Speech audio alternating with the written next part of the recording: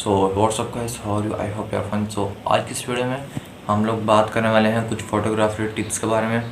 भाई एक ब्लॉगर वगैरह को फोटोग्राफी जो करते हैं उनको फोटोग्राफी के लिए कौन कौन सी टिप्स होनी चाहिए, कौन कौन सा एडिटिंग सॉफ्टवेयर होना चाहिए।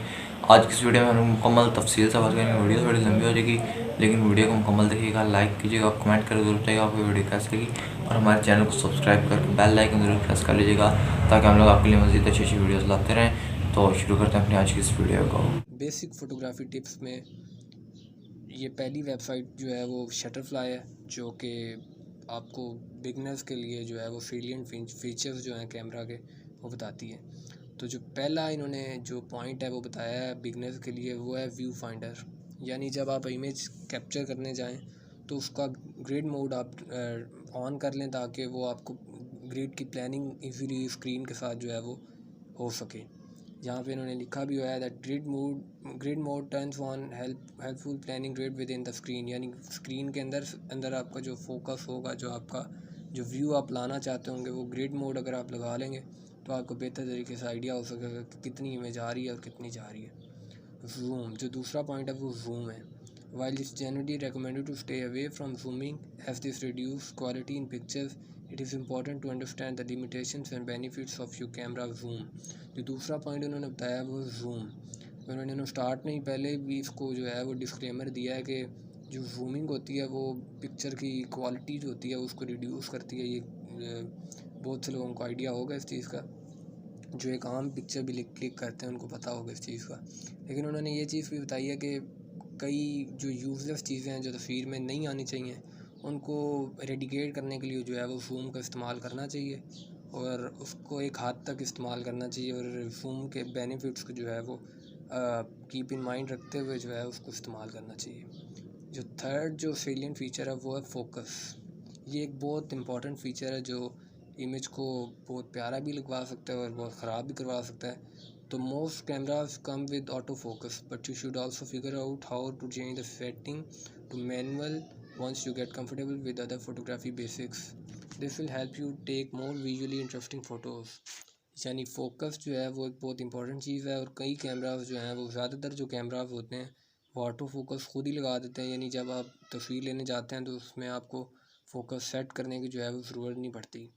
लेकिन अगर वो ऑटो फोकस पे नहीं भी है, या अगर है भी, तो तब भी आपको मैनुअल उसकी जो सेटिंग होती है वो ज़रूर आनी चाहिए, क्योंकि कई जगहों पे ये फोकस या ऑटो फोकस जो होता है वो या ज़्यादा लग रहा होता है या कम लग रहा होता है। तो इस वजह से मैनुअल अगर होगी तो हम अपने हिसाब से उसको चेंज कर सकते हैं, और जो कंफर्टेबल लगेगी वो फ़ोटोग्राफी के अंदर वही हम उसको इस्तेमाल कर सकेंगे। और फोकस जो होता है, this will help you take more visually interesting photos. ये प्रोमिनेंट करता है उस मेन ऑब्जेक्ट को। जब फोकस लगा होगा तो किसी चीज़ को जो है वो अगर प्रोमिनेंट करना है, यानी कि फ़र्ज़ किया कि अगर आप हैं अपनी पिक्चर के अंदर और साइड पे जो है वो दूसरे बैकग्राउंड है, और आप बैकग्राउंड से ज़्यादा अपने आप को प्रोमिनेंट करना चाहते हैं, तो आप साइड पे फोकस लगाएंगे और अपने आप को जो है वो ज़्यादा प्रोमिनेंट जो है वो नज़र आएंगे। इसके बाद जो तीसरा सेलिएंट पॉइंट है वो है colour balance. Adjust your color balance setting depending on the lighting to help make sure your photos don't come out in undefined colors। जो जो ये पॉइंट है कलर बैलेंस, ये भी बहुत अगेन एक बहुत इंपॉर्टेंट है कि अपनी कलर बैलेंस जो सेटिंग है वो ज़रूर आपको जो है वो सेट करनी है। और अगर आपने लाइटिंग के हिसाब से फ़र्ज़ किया, अगर आप दिन में जो है शूट कर रहे हैं तो आपको दिन के हिसाब से जो है वो कलर बैलेंस जो है वो रखना है, और अगर आप शाम में शूट कर रहे हैं तो भी आपको उसका कलर बैलेंस अकॉर्डिंगली सेट करना है। ये जो पांचवा पॉइंट है, जो पांचवा सेलिएंट फीचर है वो है अपर्चर। ये एक बहुत टेक्निकल जो है वो है अपर्चर। ये बहुत से लोगों को इसका आइडिया होगा या बहुत से लोगों का नहीं भी होगा। Adjust your aperture setting so you are better able to control the light in your image. Aperture जो होता है और आईएसओ जो होता है, ये बेसिकली पिक्चर के अंदर लाइट जो है उसको ऊपर नीचे या एडजस्ट करने के लिए यूज़ होता है, इसको अपर्चर कहते हैं। और अपनी जो इमेज के अंदर इधर भी उन्होंने बताया हुआ है कि लाइट को देखते हुए जो है वो अपना आईएसओ या अपर्चर जो है वो आपने सेट करना है। इसके बाद जो अगला पॉइंट है वो है shutter speed. Too fast touch shutter speed and your dark image come out dark, too slow and they will come out blurry, try to find a balance. जो शटर स्पीड है वो आपको प्रोवाइड करती है, balance एक provide करती है। अगर आपकी शटर स्पीड ज़्यादा तेज़ होगी तो वो उसमें ब्लर जो है वो इफ़ेक्ट ज़्यादा डालेगी और उसमें डार्क स्टफ भी जो है वो ज़्यादा आएगा। लेकिन इसको बैलेंस करने के लिए जो है शटर स्पीड को भी नॉर्मल रखना ज़रूरी है और शटर स्पीड में भी बैलेंस लाना ज़रूरी है। जो अगला सेलिएंट फीचर है वो है flash. While most photographers try to stick to external light sources, you still need to understand the basic behind your camera flash. इन्होंने बताया कि बहुत से जो ज़्यादातर फ़ोटोग्राफर्स होते हैं वो एक एक्सटर्नल लाइट सोर्सेज, जिस तरह वो एक लाइट फ्रेम होता है, अक्सर आपने देखा होगा जो फ़ोटोग्राफी कर रहे होते हैं वो एक लाइट का भी इस्तेमाल करते हैं ताकि वो जो लाइट होती है वो प्रोमिनेंटली जो है वो फेस को जो है वो डिटेक्ट करे और उस पर जो लाइट पड़े। लेकिन आपको ये भी पता होना चाहिए कि आपके कैमरा की अपनी फ़्लैश जो है वो किस हद तक जो है वो आपको फ़ोटोग्राफी में इस्तेमाल देती है। जो अगला सेलिएंट फीचर है वो है manual mode and additional mode. Modes such as sport, portrait, landscape, and more help you automatically adjust for the subject of your photo. Taking your setting off automatic will give you more control in your photography. यानी जो है manual mode, जो अक्सर cameras जो होते हैं उनमें जो है वो अक्सर मोड होते हैं, स्पोर्ट मोड होता है, पोर्ट्रेट मोड होता है, लैंडस्केप मोड होता है, जो कि ऑटोमेटिकली जो है अपने ISO, अपर्चर, फ्लैश, लाइट को जो है वो ठीक कर लेते हैं अपने आप ही ऑटोमेटिकली। लेकिन आपको मैनुअल मोड जो है वो ज़रूर आना चाहिए और मैनुअल मोड में अगर आप रखेंगे तो आप अपने अंदाज से बेहतर तरीके से जो है वो जिस तरह आप देख रहे होंगे, ख़ुद देखना चाहते होंगे तस्वीर, वो उस तरह से आप एडजस्ट कर सकेंगे। जिस तरह की लाइट होगी आप उस हिसाब से जो है वो फ्लैश, ISO, इसी तरह अपर्चर वगैरह चीज़ें जो हैं उनको शटर स्पीड वगैरह को एडजस्ट कर सकेंगे। तो ये भी एक बेसिक जो है वो चीज़ है जिसको ख्याल रखना चाहिए मैनुअल मोड को फॉर बिगनर्स फोटोग्राफर्स। जो अगला फ़ीचर है वो है लाइट बैलेंस और एक्सपोजर का। ये भी बड़ा इंपॉर्टेंट फ़ीचर है। अगेन लाइट जो है वो एक पिक्चर को बनाती है और बिगाड़ती है। Adjust this depending on how much light you want in your images before you take them. तो अब आपको इमेज जो है उस पिक्चर की जो है वो ज़रूर उसको देखना है बिफ़ोर आप उनको पिक्चर को क्लिक करेंगे। आपने अपना एक्सपोजर देखना है कि सनलाइट का क्या इफ़ेक्ट है आ रहा है उस पर डार्कनेस कितनी है या ब्राइटनेस कितनी है। जो नेक्स्ट फीचर है वो है ISO का।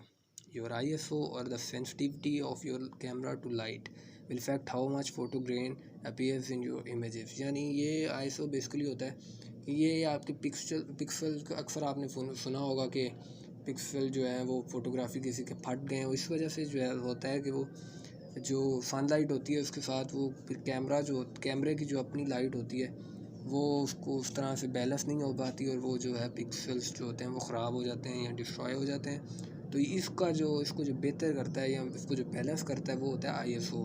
और ISO इसको यूज़ करते हैं और इस फीचर्स को भी समझना और सीखना जो होता है वो ज़रूरी होता है। इसको बैलेंस करना भी, मेंटेन रखना भी एक अच्छी फ़ोटोग्राफ़र के लिए बड़ा ज़रूरी है। Next is your histogram. Your histogram is the graphical representation of color values displayed in your camera. Make sure those values are where you want them to be when shooting. Histogram जो होता है ये graphical representation होती है आपकी colour की values की। जो नेक्स्ट फीचर है वो है, जो एक नेक्स्ट पॉइंट है वो है रॉ और JPG। ये अक्सर आपने देखा होगा, ये फाइल्स की स्पेस को डोनेट करता है कि आपके मेमोरी कार्ड में या आपकी जो मोबाइल की मेमोरी है उसमें जो स्पेस जो वो एग्जिस्ट कर रही है उस पिक्चर की वो कितनी है, और जितनी बड़ी फ़ाइल होगी वो उतना बड़ा ज़्यादा एक्स्ट्रा मेमोरी कार्ड को जो है वो कंटेन करेगी। और जो नेक्स्ट है वो उन्होंने पॉइंट जो है वो है फ़ोटोग्राफी इक्विपमेंट फॉर बिगनर्स। यानी बिगनर्स जो फ़ोटोग्राफर्स होते हैं वो अपनी फ़ोटोग्राफी के लिए उनको क्या क्या इक्विपमेंट जो है वो लेना चाहिए या उनके पास होना चाहिए। जो पहला है वो है कैमरा बॉडी और camera phone. Your camera body needs to be able to handle the size of images you want to take and come with any features you feel are essential. For example, you may not want a point and shoot if you want to change your depth of field or exposure. यानी आपके जो camera body होनी चाहिए और camera phone जो है वो इतना वो एबल होना चाहिए कि वो हैंडल कर सके जितनी साइज़ की आप इमेज लेना चाहते हैं। फॉर एग्ज़ाम्पल आप किस रेजोल्यूशन की इमेज लेना चाहते हैं, किस ISO के हिसाब से लेना चाहते हैं, किस शटर स्पीड के हिसाब से आप लेना चाहते हैं, इतना कैमरे में वो होना चाहिए कि वो आपके हिसाब से जो है वो फ़ोटो क्लिक कर सके। जो नेक्स्ट है वो है lenses and cover. Lens come in all shapes and sizes, and these are one of the most long-term investment you will make, as they last longer than camera bodies. Spend time picking the right lens with the focal range and functions you will want most. जो ये lenses के बारे में जो बताया है, ये बड़ा एक मेन जो होता है वो होता है। सिंपल कैमरास भी होते हैं जो एक आम जो तस्वीर होती है वो ले सकते हैं, लेकिन लेंस जो होते हैं वो बड़े इंपॉर्टेंट होते हैं, जो आपके कलर को और ऑब्वियसली फोकस को और लाइट को जो है एडजस्ट करते हैं। ये बड़े महंगे भी आते हैं, और यही इन्होंने बताया भी हुआ है कि ये बहुत बड़ी एक हैवी इन्वेस्टमेंट होती है, क्योंकि जो लेंसेज होते हैं वो ज़्यादा कैमरे से भी ज़्यादा महंगे हो सकते हैं। तो ये जो है बड़े ध्यान से इनको लेना चाहिए, और अपनी जो पिक्चर के हवाले से जो आप बनाना चाहते हैं, जिस तरह का प्रोजेक्ट आप करना चाहते हैं, उस हवाले से जो है आपको लेना चाहिए। और इनकी फ़ोकल लेंथ या फ़ोकल रेंज को भी जो है वो, और उनके फंक्शंस को भी जो है वो आपने अपने माइंड में रखना चाहिए जो आप लेना चाहते हैं। और ये तो और इन्होंने बताया भी हुआ है कि लेंस जो होते हैं वो हर शेप में आते हैं और हर साइज़ में भी आते हैं। कहीं बहुत एक्सपेंसिव होते हैं वो ऑब्वियसली बहुत ज़्यादा बड़े भी होते हैं, और उनकी इसी तरह उनकी जो रेंजेस होती हैं, फ़ोकल लेंथ होती हैं, फ़ोकस जो उनकी सलाहियत होती है वो ज़्यादा होती है, लाइट ज़्यादा होती है। और इसी तरह ये फिर लेंस भी जो है वो एक इम्पॉर्टेंट रोल प्ले करते हैं इन फ़ोटोग्राफ़ी। जो एक नेक्स्ट चीज़ जो है वो बिगनर्स के लिए चाहिए वो होती है ट्राइपॉड। फ़ोटोग्राफ़ी के अंदर इसका भी बड़ा रोल होता है। अक्सर आपने देखा होगा कैमरा शेक हो रहा होता है जब मोबाइल से आप फ़ोटोग्राफ़ी करते हैं, तो वो या एक हाथ से जब आप कैमरे से फ़ोटोग्राफ़ी कर रहे होते हैं तो वो हिल रहा होता है, उसका वो फिर इस तरह से फ़ोकस जो है वो एडजस्ट नहीं होता है। या वीडियो अक्सर जब बना रहे होते हैं तो वो जब शेकिंग आती है तो वो ब्लर जो है वो इमेज देती है, जो बड़ा ख़राब पोर्ट्रेट होता है। तो जो ट्राइपॉड होता है वो tripod needs to be sturdy reliable and as a light right as possible. This is an especially important investment for photographers with shaking hands. इन्होंने भी इसमें यही बताया हुआ ट्राइपॉड जो होता है वो एक स्टैंड होता है बेसिकली, जिसके ऊपर आप कैमरा जो है वो लगाते हैं, या मोबाइल भी लग सकता है इस पर। और कैमरा जब आप लगाते हैं और उस पर फिर वो जो इमेज होती है वो बड़ी बैलेंस इमेज आती है, और वो स्टेडी इमेज आती है जो हिलती नहीं है, शेकिंग नहीं हो रही होती है। जो इसी तरह फिर ब्लर जो आता है वो बड़ा एडजस्ट हो के आता है। तो अगेन उन्होंने ये भी बताया हुआ कि ट्राइपॉड में भी एक इम्पॉर्टेंट इन्वेस्टमेंट होती है फ़ोटोग्राफर्स के लिए, और ये बड़ा एक फ़ायदेमंद होता है जिन शेकिंग हैंड्स वाले फ़ोटोग्राफर्स, यानी जिनके हैंड शेक कर रहे होते हैं वाइल फ़ोटोग्राफ़ी सबके ही होते हैं, लेकिन जो इमेज को ख़राब करते हैं और या उसे ठीक नहीं करते, तो इनके लिए ट्राइपॉड बड़ा ज़रूरी है जो लेना है। ट्राइपॉड लेके वो बेहतर तरीके से जो है वो उसको एडजस्ट कर सकते हैं। जो नेक्स्ट चीज़ जो है जिसको फ्रेम ऑफ माइंड में रखना चाहिए वो एक्सटर्नल लाइट है। External lights help erase harsh shadows on your objects. This makes them a great long term investment especially for portrait photographers. यानी जो एक्सटर्नल लाइट है उसको भी बड़ा अपने दिमाग में रखना चाहिए उसको, क्योंकि जो ये एक्सटर्नल लाइट होती है वो हार्श जो शेडोज़ जो पड़ रहे होते हैं आपके ऑब्जेक्ट्स को, उसको रिमूव करती है और एडिकेट करती है। और इसके हवाले से भी पहले आपको लाइट को ज़रूर एडजस्ट करना चाहिए, ताकि पिक्चर आपकी जो है पिक्चर क्वालिटी और पिक्चर जो है वो आपकी बेहतर तरीके से आ सके। इसी तरीके से जो अगला जो आपको चाहिए है वो है external hard drive. Finding a way to reliable store your photo is essential. Don't wait until all your hard work is erased to get one. यानी आपको एक एक्सटर्नल जो होती है हार्ड ड्राइव भी लेनी चाहिए, जो एक स्टोरेज जो है वो आपकी स्टोर हो सके। ये ना हो कि आप एक प्रोजेक्ट बनाने चाहें वो इतना बड़ा हो जाए कि वो आपको फिर जो आपने इमेज क्लिक की भी हो, या एक जो व्यूज़ लिए हुए हों, या एक जो वीडियोस बनाई हुई हों, आपको उसको डिलीट करके जो है वो पूरा करना पड़े प्रोजेक्ट। उसके लिए आपको एक एक्सटर्नल हार्ड ड्राइव होनी चाहिए, ताकि कोई बहुत अच्छा शॉट जो बहुत लंबा हो गया हो और स्पेस की वजह से आप उसको रख ना सकते हो, उसको डिलीट करने की जो है नौबत ना आए। तो जो नेक्स्ट है वो है memory cards. Always have at least 2 in your camera bag. That way, if your photo shoot runs longer than expected, you won't have to go back and delete images to make space just to keep photographing. Again, ये वही बात है कि आपके पास extra जो होते हैं वो उन्होंने बताया है कि रेकमेंड किया और इसको सजेस्ट किया कि आपके पास 2 जो हैं वो मेमोरी कार्ड्स होने चाहिए अपने बैग के अंदर, कैमरा बैग के अंदर, ताकि जब आप फ़ोटो शूट कर रहे हैं और वो अगर लंबा हो जाए या मतलब ज़्यादा फ़ोटोग्राफ आपको मिल जाए या ज़्यादा शॉट्स मिल जाएँ, तो ऐसा ना हो कि आपको जो है वो मैनेज करने के लिए जो है वो डिलीट इमेजेस करनी पड़े। यानी जो आपने बहुत अच्छी कोई शॉट की भी हो, ज़रा वो साइज़ में ज़रा ज़्यादा हो गई हो, तो आपको उसको डिलीट करके जो है बाकी इमेजेस को जो है वो स्टोर करना पड़े। इसको रोकने के लिए जो है वो आपको मेमोरी कार्ड्स जो हैं वो एक्स्ट्रा जो मेमोरी कार्ड्स हैं उनको रखना चाहिए, एटलीस्ट 2 को रखना चाहिए। जो नेक्स्ट जो इक्विपमेंट है जो आपको यूज़ करना चाहिए वो है bag carrying gear. Your bag and carrying gear should be light weight enough to not hinder you while travelling to and from location. यानी जो आपका बैग जो है जिसमें आप अपने इक्विपमेंट्स यानी कैमरा, आपके लेंसेज, बड़े एक्सपेंसिव लेंसेज जो हैं, इस तरह हार्ड ड्राइव, इस तरह मेमोरी कार्ड, जिस तरह ऊपर हमने जिक्र किया, उन और लाइट्स जो होती हैं, एक्सटर्नल लाइट्स जो होती हैं, उनको जो रखने के लिए जो है वो आपके एक बैग होना चाहिए जो कैरियर हो आपका, जो आप एक जगह से लेके दूसरी जगह पे लेके जा सकें, लेकिन वो इतना ज़्यादा भारी ना हो जाए। तो इसके लिए वो आजकल स्पेशल बैग्स भी होते हैं जिनमें वो एक प्रॉपर एक लोकेशन बनी हुई होती है जहाँ पे लेंस आप रख सकते हैं सेफली, आप अपना कैमरा रख सकते हैं और आप दूसरी चीज़ें भी रख सकते हैं। जो नेक्स्ट है वो है cleaning supplies for lens and camera. यानी dirty lens decreases photo quality, worst case scenario dirt can damage your lens, always make sure to have proper cleaning material. इसमें उन्होंने बताया है कि आप अपनी कैमरा की जो सेफ्टी है उसकी भी जो है वो ज़रूर उसको यकीनी बनाएं। यानी आप अपने लेंस को साफ़ रखने के लिए एक प्रॉपर जो ISO या एक प्रॉपर जो एक मटेरियल जो क्लीनिंग मटेरियल होता है उसको ज़रूर रखा करें, ताकि जो लेंस की क्वालिटी है उसको वो डिस्ट्रॉय ना करे या डस्ट जम के उसके ऊपर उसको ख़राब ना कर दें या उसको फिर ठीक करवाने की जो है वो आपको ज़्यादा यानी मेहनत करनी पड़े। तो इसके लिए आपको पहले से इंतज़ाम रखना चाहिए और क्लीनिंग मटेरियल आपके पास होना चाहिए। जो नेक्स्ट है वो है rechargeable batteries. Extra batteries mean you can keep your photo shoot going for much longer and they are ideal for long trips. ये एक बहुत इम्पोर्टेंट है कि अक्सर आपने देखा होगा कि फ़ोटोग्राफी हो रही होती है और अचानक ये स्पेशली ड्रोन्स के अंदर इस तरह होता है कि ड्रोन्स में बड़े अच्छे शॉट्स आ रहे होते हैं और लेकिन ड्रोन्स की बैटरी जो होती है वो ख़त्म हो जाती है। और अक्सर जो बिगनर्स तो नहीं लेकिन जो अच्छे फ़ोटोग्राफर्स होते हैं उनके पास ड्रोन्स की भी 2-3 जो है वो स्पेयर बैटरीज होती हैं।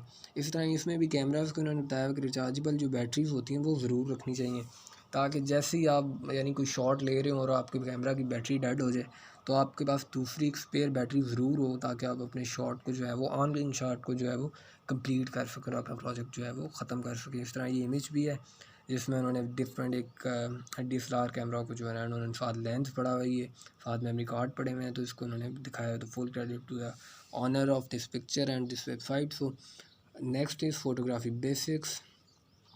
Once you have taken the time to get to know your equipment, it's time to start practicing. Begin by seeking out examples of photographers you admire and planning out the type of photography you want to do.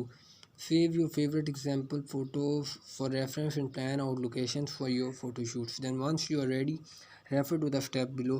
इसमें भी उन्होंने बताया कि photography basics जो होती हैं वो कुछ चीज़ों से बनती हैं कि अगर आप ये ज़रूरी नहीं है कि अगर आपके पास अच्छा कैमरा नहीं है तो आपके पास अच्छी पिक्चर नहीं आ सकती। अच्छी पिक्चर जो है वो आपको जो इन्होंने बताया कि जब आपके पास जो है आपका इक्विपमेंट है वो आ जाए तो आप इसकी प्रैक्टिस स्टार्ट करें। और अक्सर ये होता है कि जिस तरह मैंने बता रहा था कि आपके पास अगर कैमरा अच्छा नहीं भी है तो भी आप एक आम कैमरे से भी जो है वो आप अच्छी पिक्चर्स क्लिक कर सकते हैं। उसके लिए बड़ा इंपॉर्टेंट चीज़ है वो है बैकग्राउंड, जिसको भी हमने मिस किया।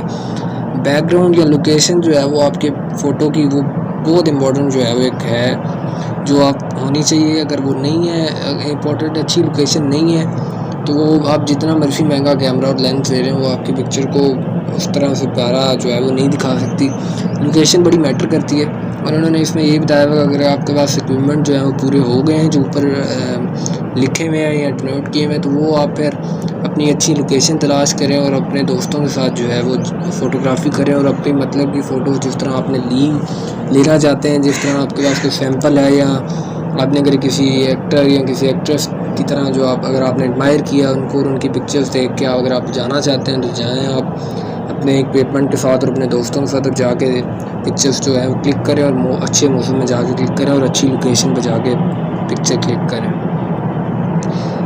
और ये जो नेक्स्ट है हाउ टू फोटोग्राफ, ये भी यहाँ पे उन्होंने वो मज़ीद जो है वो डिटेल में बताया हुआ है। फर्स्ट पॉइंट इन्होंने बताया हुआ है research and find photo inspiration. यानी आप जो पहले आप देखें कि आप किस किस्म की पिक्चर्स लेना चाहते हैं या उसका कोई सैंपल या कोई उसका कोई आइडियल कोई किसी पिक्चर को अगर आपने देखा है या फ़ोटो इंस्पिरेशन यानी हिसाब से या किस तरह की आप जो है वो किस एंगल से पिक्चर लेना चाहते हैं, उसका कोई सैंपल जो है वो आप तलाश करें, रिसर्च करें उसके बारे में और उसको फाइंड करें आप। जो नेक्स्ट फीचर जो है, जो नेक्स्ट पॉइंट है, जो बड़ा इंपॉर्टेंट पॉइंट है कि रीड योर कैमरास मैनुअल, यानी अपने कैमरास की जो मैनुअल है या उसका हिसाब किताब है या जिस तरह वो काम करता है, जिस तरह उसका काम करने का तरीका है, उसको आप ज़रूर पहले रीड करें, अच्छे से रीड करें और आपको ताकि पता हो कि आपका कैमरा किस जगह पे उसकी कौन सी सेटिंग है, ताकि जब आपको उसको सेट करना पड़े तो आप जल्दी से उसको कर सकें और आपका शॉट ज़ाया ना हो। जो थर्ड पॉइंट है वो है make sure you understand the language refer to a photography terms glossary for help. तो आप इस वेबसाइट पे जाकर इसकी फ़ोटोग्राफी टर्म्स ग्लॉसरी जो है वो भी ज़रूर देख सकते हैं और आपको पता होना चाहिए कि आप किस लैंग्वेज में जो है वो किस वीडियो को आप शूट करें। जो नेक्स्ट है वो फोर्थ पॉइंट, ये अगेन जो मैंने पहले भी बताया कि बड़ा इंपॉर्टेंट है कि find your location and setup your equipment. यानी लोकेशन का जो है वो बहुत बड़ा रोल होता है। अपने आप किसी किस्म की भी फ़ोटोग्राफी हो, किसी किस्म का भी कैमरा हो, लेंस हो या ना हो, आपका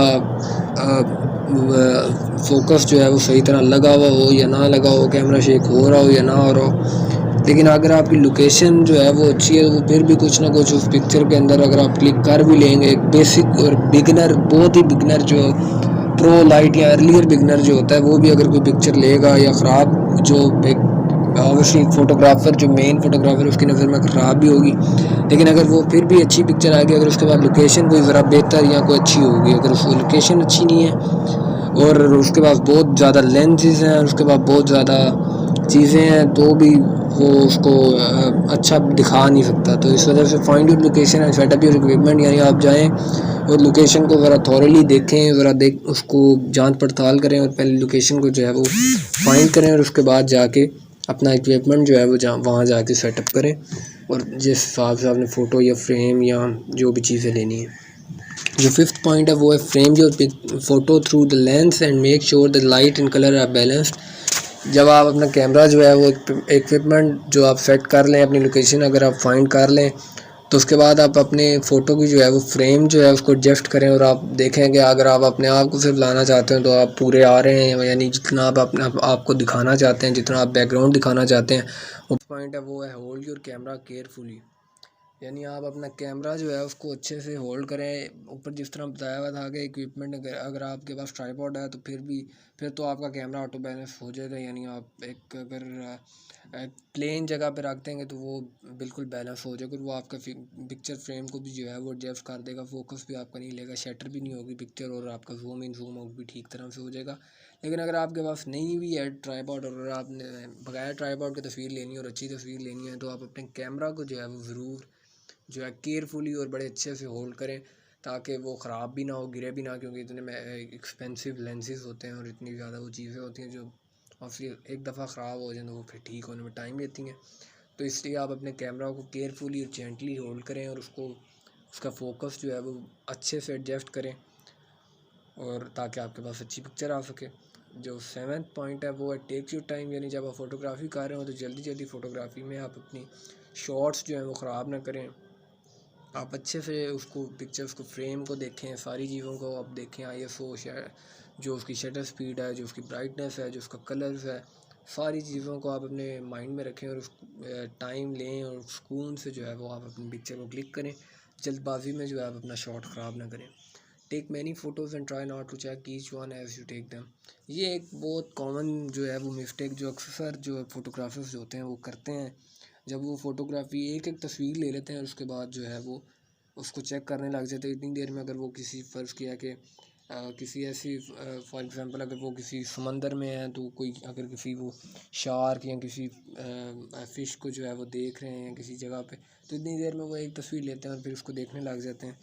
लेकिन इसकी बजाय अगर वो ज़्यादा सारे शॉट्स ले लें और जब तक वो उनका बैकग्राउंड उसमें जो है जिसको वो दिखाना चाहते हैं अगर मौजूद है तो उसके साथ वो तस्वीरें लेते जाएँ और बाद में जो है उनमें जो कॉमन जो होगी जिसको ठीक करना चाहते हैं, जिस पिक्चर जो उन्हें ठीक लगे उसको वो उसको एडिट करें और उसको फिर अपने सोशल मीडिया अकाउंट्स पे लगाएं।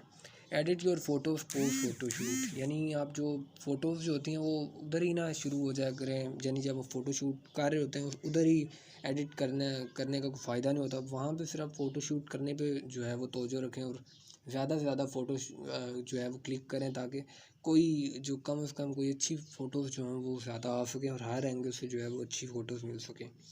और जो 10th पॉइंट है ये वो एक बहुत इंपॉर्टेंट पॉइंट है कि नेवर गिव अप, जो है वो ट्राई अगेन और कीप प्रैक्टिसिंग वाला है। अगर आपके पास एक फ़ोटोशूट में नहीं आई अच्छी पिक्चर या दूसरी में भी नहीं आई तो आपने गिव अप नहीं करना, आपने कंटिन्यू करना है अपनी पिक्चर को जो है बेहतर बनाने में और अपने कैमरे की सेटिंग्स को समझने में। Photography tips for beginners. There are plenty of tips and tricks in photography that can help elevate your skills and take to you the next level as a photographer. From sticking to the golden hour of portraits to understand the role of thirds, check out our favorite photography tips for beginners below. ये उन्होंने अपनी जो recommendations हैं, tips दी हुई हैं वो ये हैं बेसिक फ़ोटोग्राफी टिप्स। जो पहली टिप्स जो उन्होंने दी है वो है get in close, zoom decreases your photo quality but your feed don't, as long as it's safe. Physically move closer to your object for a better photo. इन्होंने बताया कि अगर आप कैमरे से जूम करेंगे तो वो आपके ऑब्वियसली जो पिक्सल्स होंगे उनको शैटर करेगा। इसके बजाय अगर आप ख़ुद फिज़िकली जो है अपने पाँव पे चल के ज़रा ऑब्जेक्ट के पास चले जाएं और आपको कैमरे का जो है वो जूम इन जूम आउट ना करना पड़े और अगर आप ख़ुद अपने ऑब्जेक्ट को ज़रा जाके क्लोजली जाके अगर आप फ़ोटो क्लिक करेंगे तो वो एक बेहतर इमेज देगी और आपके पिक्सल्स भी जो है वो शटर नहीं होंगे। जो नेक्स्ट पॉइंट है वो है practise every day. Practice makes perfect and photography is no exception. Get out there and start taking photos, यानी आप प्रैक्टिस जो है वो करते रहें फ़ोटोग्राफी की।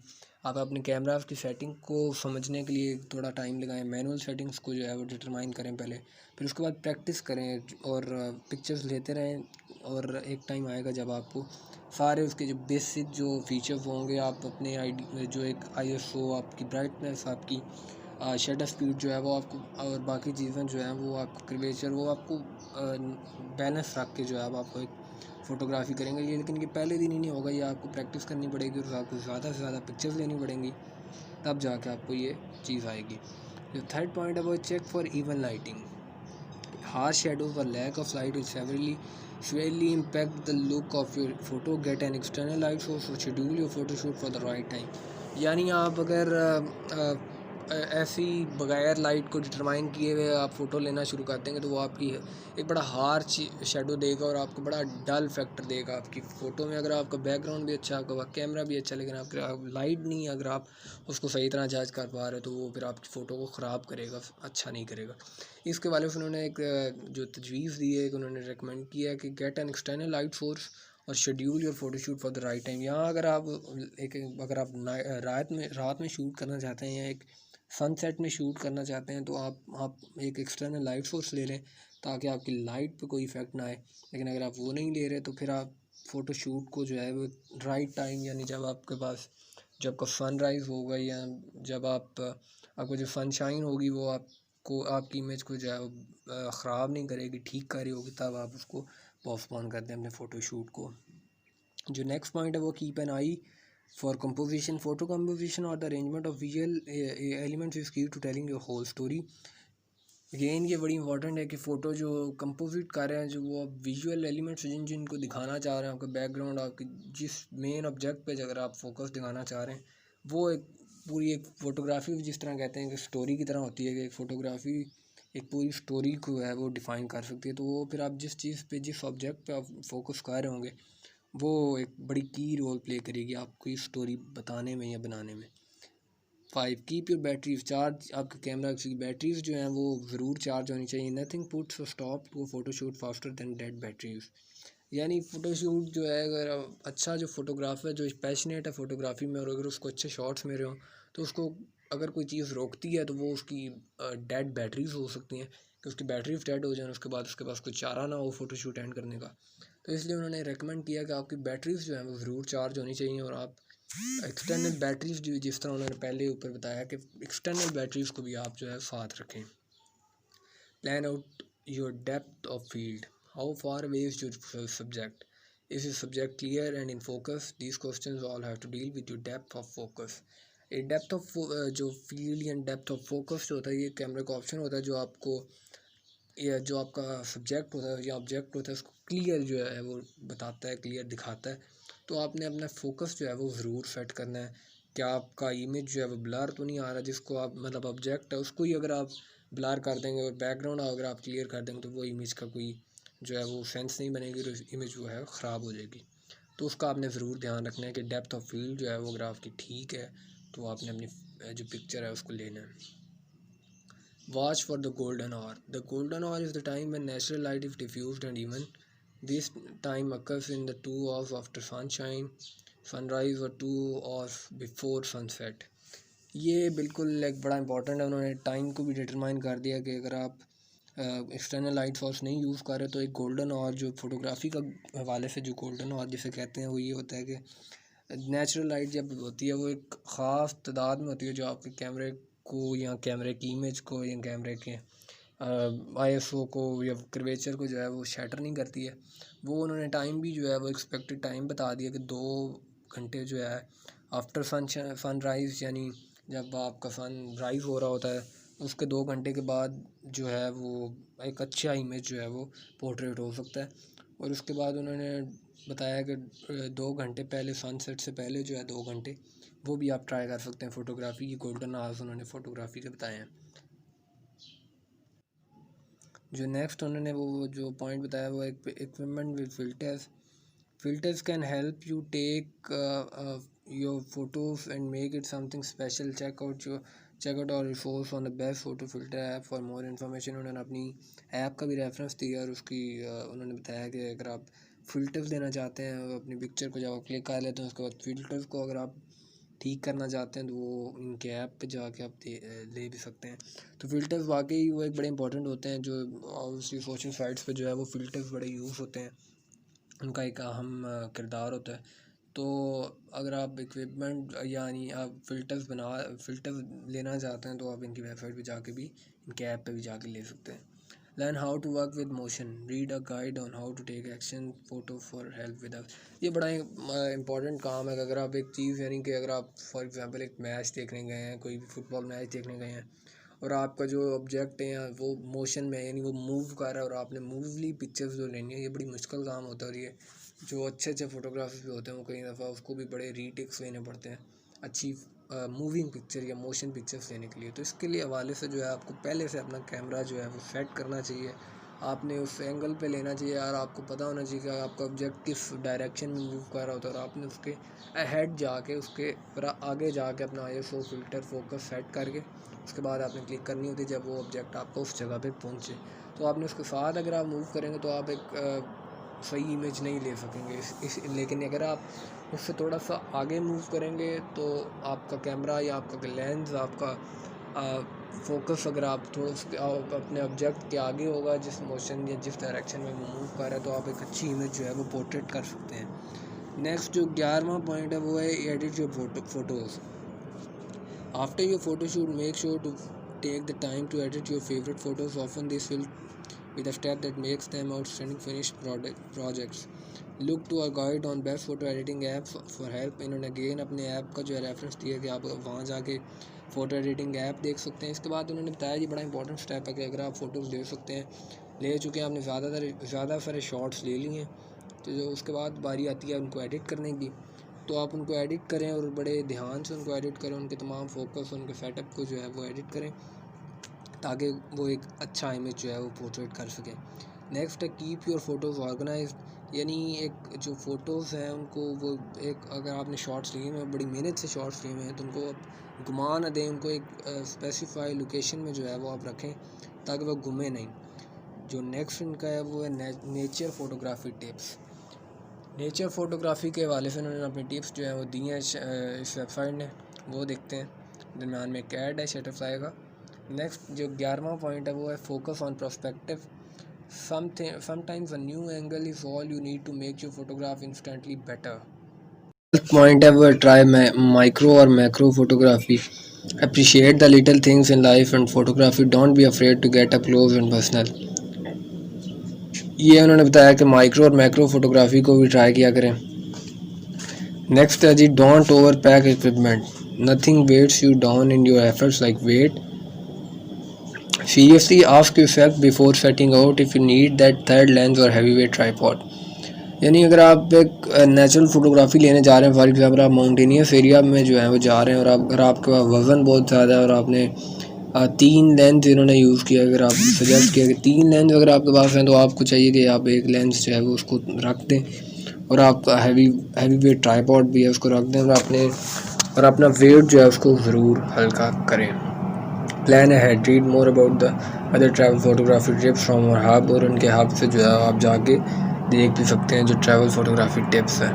15 be aware of your background, nothing ruins a planned portrait photoshoot quicker than someone putting a bunny ears in the background। Again ये वही बात है कि आपका जो बैकग्राउंड होता है वो बहुत ज़्यादा मैटर करता है, और ये भी उन्होंने बताया कि कोई चीज़ इतनी जल्दी अगर आपने बहुत टाइम लगा के अगर आपने पोर्ट्रेट जो है उसको बनाया, आपने बैलेंस सेट किया, अगर आपने कैमरा सेटिंग्स को जो है मैनुअली उनको सेट किया है या शो को सेट किया, अगर आपने उसकी लाइट को सेट किया है, लाइट बैलेंस, क्रिएचर और अपर्चर को अगर आपने सेट किया, और अगेन अगर आपका वो लेंस भी ठीक है, कैमरा भी आपका इक्विपमेंट भी बैलेंस भी, शेक भी नहीं हुआ तब भी, लेकिन अगर आपके पास बैकग्राउंड में अगर किसी ने कोई मतलब गलती से या जैसे भी उसने अगर उसको रेन कर दिया या उसने कोई चीज़ जो है वो जो फ़ोटोग्राफी को ख़राब कर दिया, तो फिर फ़ायदा नहीं है उस फ़ोटो का, वो आप कहीं पे भी उसको यूज़ भी नहीं कर सकते हैं। तो उसके लिए उन्होंने कहा है कि आपने बैकग्राउंड पे जो है वो आपने ज़रूर जो है देखना है, अपने सराउंडिंग को देखना है, और आपने अपने क्लिक करने से पहले अपना जो टाइम आप लेते हैं उसमें आपने इधर उधर भी देखना है कि कोई आ तो नहीं रहा, और अगर कोई आ रहा है तो उसको बेहतर है कोई जाने दें, ताकि बाद में आप इजीली जो है वो बेहतर तरीके से फ़ोटो जो है वो क्लिक कर सकें। 16 चेक योर एक्सपोजर, अगेन वही कि आपकी पिक्चर जो है वो किस तरह से किस हिसाब से उसकी लाइट आ रही है, वो ख़राब तो नहीं हो रही। You never want your subject to be either under or over exposed in the photo or you will risk losing key features, check this ahead of time. यानी एक्सपोजर आप कभी भी ये नहीं चाहेगा कि अगर आपका ऑब्जेक्ट जो है वो आप उसका एक्सपोजर या बहुत ज़्यादा है या एक्सपोजर उसका बहुत कम है, जो उसको शटर कर रहा है, उसकी इमेज को बड़ा शटर कर रहा है, उसके ऑब्जेक्ट को या उसके फेस को वो ख़राब कर रहा है, तो आप कभी भी ये नहीं चाहेंगे। तो इसके लिए उन्होंने बताया कि आप अपने एक्सपोजर को जो है वो ज़रूर बैलेंस रखें, अपनी लाइट को, अपना ये सारा जो बैलेंस है उसको ज़रूर रखें अपनी फ़ोटोग्राफी के अंदर, और उसको आप ये आपको टाइम के साथ जो है वो आप सीख जाएंगे। नेक्स्ट है make sure your object is relaxed, if your subject is nervous or upset it will show through in the photograph. Try having a normal conversation with them or distracting them between photos to help put them at ease। यानी अगर आप for example एक model shoot कर रहे हैं, यानी आप किसी का शूट कर रहे हैं और वो अगर नर्वस और अपसेट है तो वो उसकी फ़ोटोग्राफ में भी रिफ्लेक्ट होगा और वो आपकी अल्टीमेटली फ़ोटोग्राफ को ख़राब करेगा।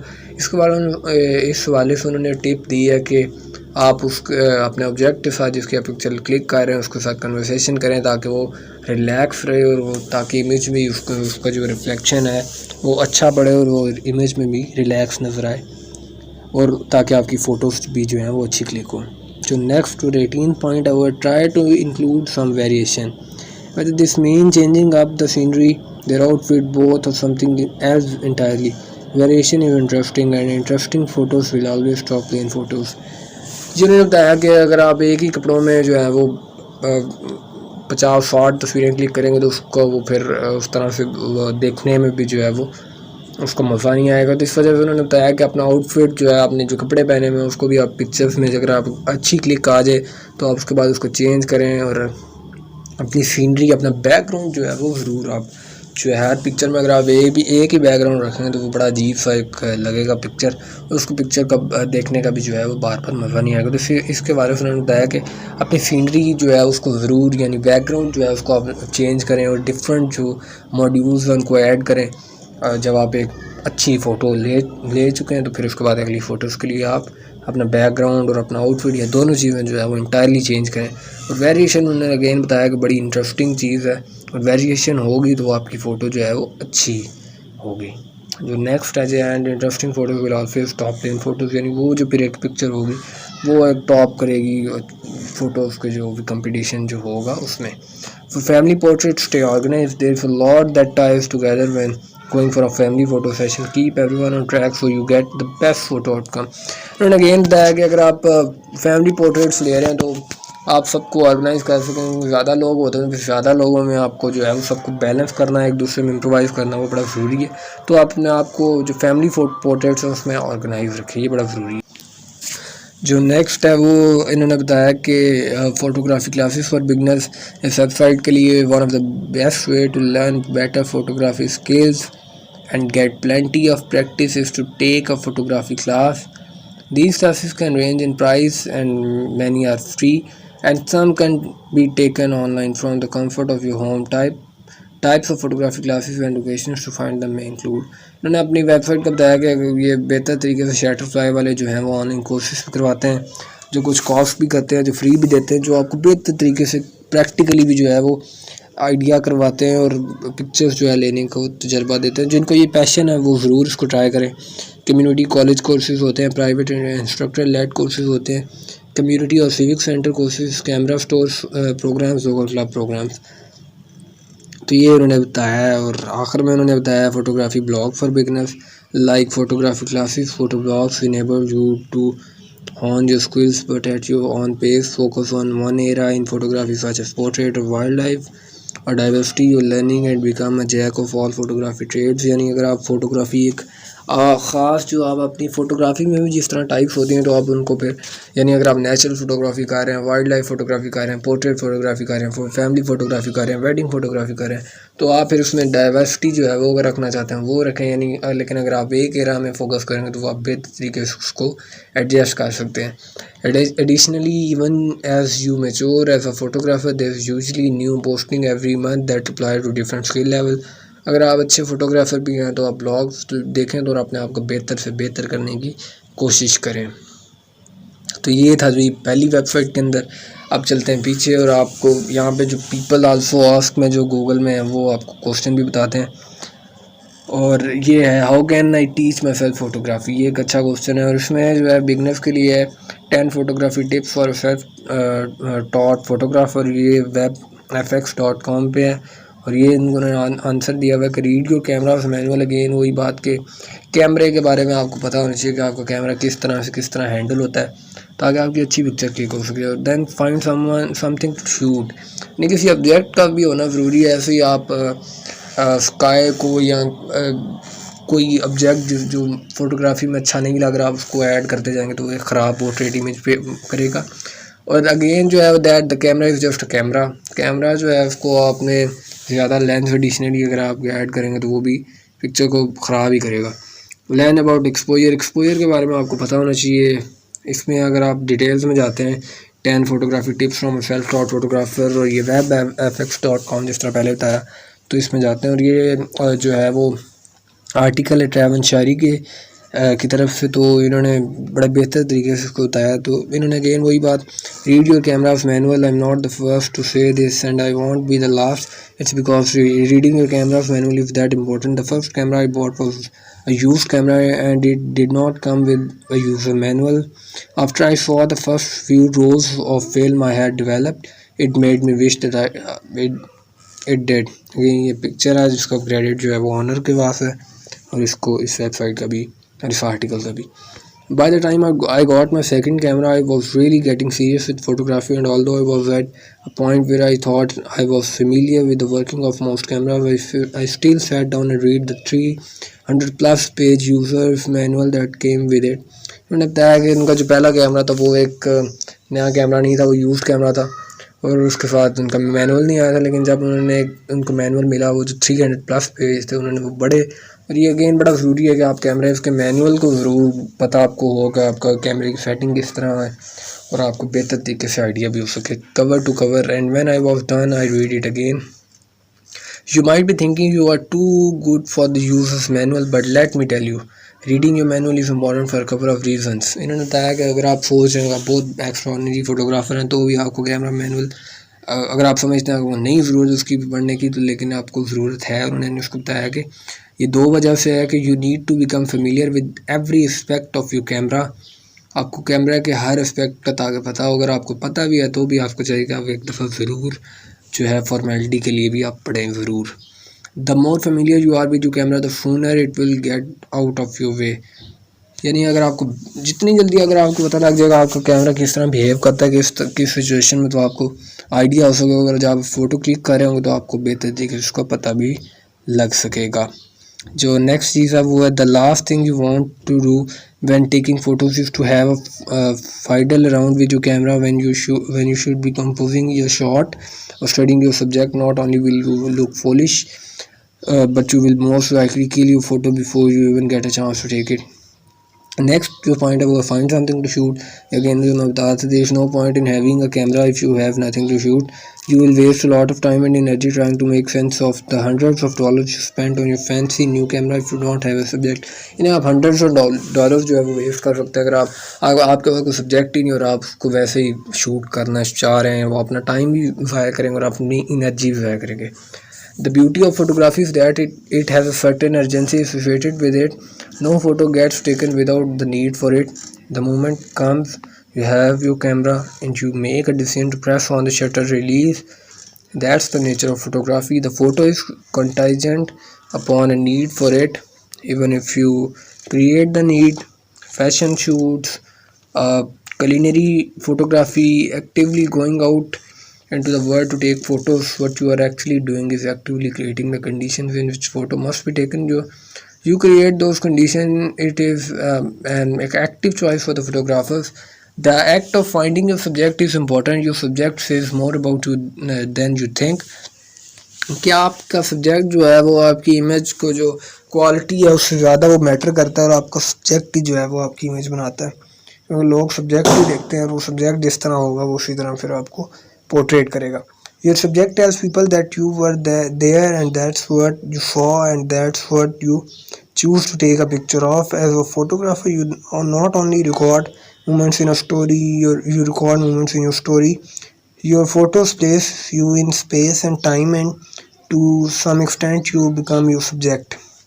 यानी अगर आप फ़ोटो एक लेंगे सब्जेक्ट की तो वो आप दूसरे लोगों को यही बताएगा कि आप ये वो चीज़ है जिसको आपने चूज़ किया अपनी फ़ोटोग्राफी के लिए और यहाँ पे आप गए थे और इस चीज़ को अगर आपने देखा था जिस सब्जेक्ट की आपने पिक्चर ली है. नेक्स्ट है जी the camera is just a camera. Sure, it's made of super cool materials like magnesium and glass and plastic. It has so many buttons and dials and doodads and thingabombs. It may seem like your camera is some gadget ready to be sent into space, able to do magnificent, and but really it's just a light-proof box with a hole on the front. No matter how technologically advanced a camera is, it still needs a photographer's setting its dials, pressing its buttons, and pointing it at something interesting. Again, वो बताता है कि actually some to think of it, NASA did send out a couple of cameras into space called Voyager 1 and Voyager 2. Those actually were technologically advanced enough to be sent into space, and yet they still needed instruction from people here on earth. यानी camera सिर्फ camera है. उन्होंने example दिया कि NASA ने भी 2 जो cameras हैं वो स्पेस में भेजे में और उतने वो एडवांस्ड कैमरा और उनकी टेक्नोलॉजी इतनी सुपरफिट थी कि उनको उन्होंने नासा ने स्पेस में दिया, लेकिन वो कैमरे खुद भी जो है वो वर्क नहीं कर सकते थे. उनको स्टिल जो है वो इंस्ट्रक्शन जो है वो नीचे अर्थ पे बैठे हुए पीपल से ही मिलती हैं. What I'm really hinting at is that the camera does not make the photographer. It doesn't matter if you use a plastic toy camera you found in a discount bin at your local store, or if you use super expensive professional grade nuclear powered DSLR that also work as a beacon for your mothership. The bottom line is when a person looks at a picture and that picture is judged to be good or bad, they are not judging the equipment you use, they will be judging the photographer who took it. Again उन्होंने example दिया अगर आपके पास बहुत expensive camera है लेकिन अगर आपका background नहीं और अगर आपके पास कंटेंट नहीं, अगर आपके पास कोई सब्जेक्ट नहीं जिसके आप फ़ोटो शूट कर रहे हैं और आपके पास बहुत एक्सपेंसिव कैमरा, तो वो मैटर ही नहीं करता. उन्होंने बताया कि अगर कोई जज करेगा पिक्चर को तो वो उस पिक्चर को जज करेगा या उसके फोटोग्राफर को जज करेगा, उसके इक्विपमेंट को जो है वो जज नहीं करेगा. उसको पता भी नहीं होगा ये इक्विपमेंट कौन सा है, किससे ये लिया गया. अगेन ये पिक्चर आई है ओलंपस DSLR की और इसका फुल क्रेडिट ऑनर को है और इसकी वेबसाइट का भी ऑनर क्रेडिट जो है वो ऑनर को है. The principle of photography haven't change that elastically since it first emerged in the 1860s. It's still about controlling how much light is allowed to pass through a lens and onto a recording medium, and yet there is still that misconception that the technology is what's responsible for good photography. The technology was just a spark, the flame is kept alive by the photographer. Learn just fourth point about learn about exposure. Exposure, simply speaking, is the combination of three main variables that control the amount of light that is allowed to interact with your camera, sensor, or film. These are shutter speed, aperture, film speed, or ISO. The right combination of these variables is at the heart and soul of every photograph that has ever been taken. ये again मैंने पहले भी बताया कि shutter speed, aperture और film speed और ISO जो होता है ये बड़ा एक इम्पॉर्टेंट जो है वो किसी भी फोटोग्राफ के जो है वो इम्पोर्टेंट जो स्टेप्स होते हैं जो इम्पोर्टेंट जो रोल प्ले करते हैं अपनी अच्छी इमेज के अंदर. However, exposure is an infinitely nuanced topic that believes its seeming simplicity. Entire libraries have been written about the subject of exposure, and even more books are being written on the subject as you read this. That's because most photographers who have even a modicum of experience under their belt will have their own opinions about the subject, and all of them are right or wrong depending on whom you ask. Even I was barely a couple of years of professional experience, have my own opinion about exposure. Ain't its magic. Therefore, my suggestion is to find a way to understanding the fundamentals of a proper exposure and learn it on your own terms until you are able to apply it how you personally take photos. And I suggest read a book, take a class, or learn it with a friend. In any case, you must learn how to expose properly so that you know which rule to break and how to break them for your own purposes. यानी अगर आप ISO को पढ़ना चाहिए और उसको आप एक बुक में पढ़ सकते हैं, क्लास उसकी ले सकते हैं, ऑनलाइन क्लासेस जिस तरह कोर्सेज होते हैं उनमें आप ले सकते हैं, या आप किसी दोस्त से सीख सकते हैं. The technical aspect of photography, the parts detached from the artistry and the aesthetic of photography, is a broad pool of knowledge filled with number and meters and measurements and science and rules. And while there is a purpose to all that knowledge, it doesn't necessarily mean that it will all apply to your own work as a photographer. The next point about fifth, learn composition. Learning to compose a shot is not merely about framing your subject within the four corners of your viewfinder, although it is that also. Composition, at least to me, has a lot to do with emotion, motion, feels, colors, and a million other variable. जिन्होंने composition की जो है वो आगे define किया कि आपके composition के अंदर आपके इमोशन, मोशन, फील और कलर जो है वो एक इम्पोर्टेंट पार्ट प्ले करते हैं. You can take all the photography classes in the world, you can do everything right, you can follow all the rules about taking a good photo. However, if something is not right in your photo, then something is just not right. If the photo looks good, then it's good. The photo doesn't lie. इन्होंने बताया कि अगर आप photography आपने सारे rules को भी ओबे किया और उसके बाद भी अगर आपकी फ़ोटो ख़राब होती है किसी वजह से, तो आपकी फ़ोटो ख़राब होगी, और किसी वो जिस चीज़ की वजह से ख़राब होगी आपको चाहिए कि उसको रेडिकेट करके दोबारा फ़ोटो क्लिक करें ताकि एक अच्छी फ़ोटो आए. और उन्होंने कहा कि फ़ोटो अगर अच्छी लग रही है तो वो बिल्कुल अच्छी है, क्योंकि फ़ोटो झूठ नहीं बोलती. Therefore my suggestion is to learn the fundamentals of composition, the rule of thirds. It is again the rule of thirds जो होता है वो एक फंडामेंट ग्राफिक जो रिप्रेजेंटेशन होती है ताकि आपको बेहतर तरीके से बैलेंस हो सके आपकी फ़ोटो के फ्रेम, फोकस और ISO, अपर्चर और लाइट वगैरह. And find a way to adopt it to your own work. Know it, understand it, and then abuse what you need to make your work great. Next है take your time. Again ये पहले भी बताया कि आप अपनी pictures को अच्छा क्लिक करने के लिए अपना टाइम सही तरीके से इस्तेमाल करें, यूटिलाइज करें. With the way cameras work these days it's easy to get caught up in the notion that photography is about catching a fleeting moment. Even a camera manufacturers sometimes highlight this notation in some of their end campaigns. This is misleading for a couple of reasons. First, a moment is only fleeting when you are not ready for it. Second, as a photographer with a purpose, your job is to always be ready. There is an old saying that photojournalists use that says f8 in focal length, set your aperture at f/8, which is considered by many to be a magical f-stop in which most of your frame will be in sharp focus and then you are there in the scene. एक saying है, famous saying है जो focus और focal length के बारे में है. Now being there is not just a geographic distinction. I have also taken it to mean that it is about being mentally, emotionally and physiologically there. It means taking your time setting up the shot or taking your time preparing yourself. When you are there and you are ready for that called fleeting moment, then time is no longer a factor. The act of taking a photo no longer is a product of luck, but rather an act of will.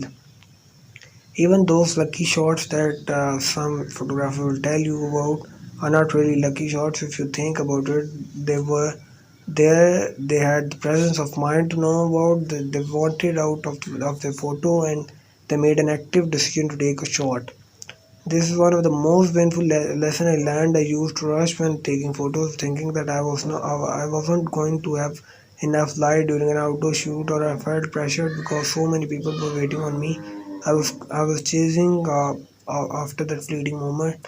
The resulting picture was always underwhelming. यानी उन्होंने बताया कि अगर आप जल्दी जल्दी में shot लेंगे तो वो बेहतर तरीके से कभी भी अगर आप सोच रहे होंगे कि ये आपकी लाइट जो है वो अभी चली जाएगी या आप प्रेशर होंगे कि बहुत ज़्यादा लोग हैं, आप अपने ऑब्जेक्ट को जो है वो आप ऑब्जेक्ट जो है फ़ोटो बाद में क्लिक नहीं कर सकेंगे, तो इसमें आप जल्दी जल्दी में अगर आप फ़ोटो लेंगे तो आपकी जो पिक्चर होगी वो कभी भी अंडर वेलमिंग ही रहेगी, कभी भी अच्छी पिक्चर नहीं आएगी। इन्होंने अब जो आर्टिकल वाले हैं आर्टिकलर हैं जो उसने अपना भी इसमें बयान किया कि I have rush through enough photo shoots to know that even if you feel you have very little time to get the shot you need when the sun is about to go down, you actually have more time than you need if you slow yourself down and think about what you are doing and what you want. It only takes a split second to actually press that button, which is why you can spare a few minutes to set up and get ready for the shot you want to take. Savage, but an important point about turnaround. This is something I learned when I first started taking photos. I was so focused on what was in front of me that I missed out and everything else as wrong it be. One disadvantage of photography or endearing characteristic depending on how you look at it is that it forces the photographer to see a boundless three-dimensional world through a rather limited two-dimensional box. This is enough of a challenge that sometimes that all we are focused on doing and we miss out on everything else. So when you are staring through your viewfinder just itching to take that perfect shot, take a moment and look around you. You never know what you might find. यानी अगर आप एक location देख सकते हैं तो उसके आप इर्द गिर्द भी देखेंगे, हो सकता है कि आपको एक शॉट के बाद कोई अच्छी लोकेशन जो है या एक अच्छा बैकग्राउंड जो है वो वहीं पे मिल सके। 8. I will smile when you think about it. A camera is a very threatening object to a lot of people. That's because camera represent the possibility of an invasion of privacy. एक privacy को destroy या distort करते हैं। इसमें उन्होंने smile के बारे में बताया कि the camera captures people's action, candid moments and things people might not always want recorded. In other words, in front of and around a camera, people often feel vulnerable and exposed, यानी वो कैमरे के सामने आना नहीं चाहते, वो expose समझते हैं, vulnerable समझते हैं। The camera doesn't discriminate. It does not censor itself. It captures everything you put in front of it. Lens. That's why it's up to the photographer to make their subjects and these around him feel at ease in the presence of his camera। यानी photograph या camera जो है वो खुद ब खुद किसी की भी तस्वीर नहीं लेता until and unless उसके सामने जो है उसके लेंस के सामने एक ऑब्जेक्ट को ना बिठाया जाए। One way of doing this is to smile sincerely at your subjects and those around you। तो ये जो इसका जो कैमरा फोबिया उसका ईजीएस्ट जो सोल्यूशन या वे है तो वो है स्माइल करते हैं आप sincerely towards at your subject and others around you। I take a lot of photos of people I don't know. Now I'm a nice guy, I'm funny, and I'm always up for an interesting conversation. But most people I meet and take pictures of don't know that about me at first glance. Add a camera into that equation, and it makes for a lot of awkward moments. That's why in this situation, a smile goes a long way. It shows you are friendly and that you won't abuse the privilege of taking people's pictures. Even on photo shoots with a paid models whose job is to be in front of a camera, smile and keeping them at ease helps with having a more relaxed and pleasant photo shoot। Join a club or shoot with someone। उन्होंने club के बारे में बताया है articulate that I have never had the opportunity to shoot with someone else. It's not something I've thought to do personally. However, I can definitely see the appeal of shooting with like-minded individuals. We all have different experiences when it comes to photography. Sharing those experiences with someone else can be very enriching and mutually rewarding. Just like in a class environment, we often learn more uh, through discussions and other people's experiences that if we had studied alone. Keep shooting 10th, ये एक बड़ा again एक बड़ा major और बड़ा interesting point है कि the last thing I say is to just keep shooting. ये उन्होंने बताया कि अगर आप एक शॉट को देखने लग जाते हैं और फर्ज किया कि अगर आपका ऑब्जेक्ट उस जगह से आप हट गए और आप अभी भी उस पिक्चर को देख रहे हैं और आपको शॉट ठीक नहीं आया तो फिर आपको वो एक लॉस है। इसकी बजाय अगर आप nothing beats experience, you can take all the photography courses you want, read every book about photography, talk about it, and read terribly long winded articles like this one, but nothing will help you take better photos than just going out there and doing it and learning your own personal lessons. तो जिस तरह पहले बताया था कि अगर आप एक ऑब्जेक्ट को अगर आपने देख लिया और अगर आपने उसको क्लिक करना है तो आप अपने पास जो नेसेसरी जो चीज़ें हैं, अपना फोकस, अपनी लाइट और उसको आईएसओ अपर्चर को और कर्वेचर को सेट करने के बाद अगर आप लगातार पिक्चर्स क्लिक करेंगे तो वो आपके लिए बेहतर फ़ोटो शूट्स देगा। The more you shoot, the better you will be at taking photos, and the more insight you will gain into how you can improve. Surely there are fundamentals in photography. There are rules and guidelines to being an effective photographer, but going out there and just shooting is the only way to master them. And once you have mastered and understood those fundamentals, you will be better able to bend or break them when you find yourself needing to create something truly unique and good.